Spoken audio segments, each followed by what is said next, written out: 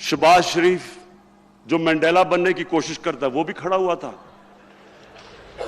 उधर बिलावल जरदारी भी था। बिलावल जरदारी का इसने कोई एक ऐसा, आपको नहीं पता इसने काम क्या किया है। दुनिया के साइंसदान घबरा गए हैं जो बिलावल जरदारी एक थ्योरी लेके आया है।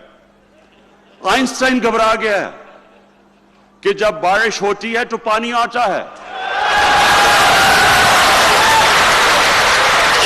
लेकिन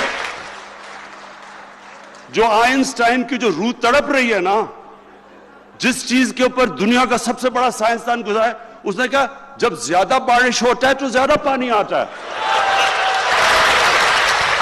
वो भी स्टेज पे खड़ा है, लिबरल, अपने आप को लिबरल कहता है। अंग्रेजी में लिबरल, वो लिबरल नहीं है, वो लिबरली करप्ट है। और दूसरी तरफ सारे बेरोजगार सियासतदान खड़े हैं।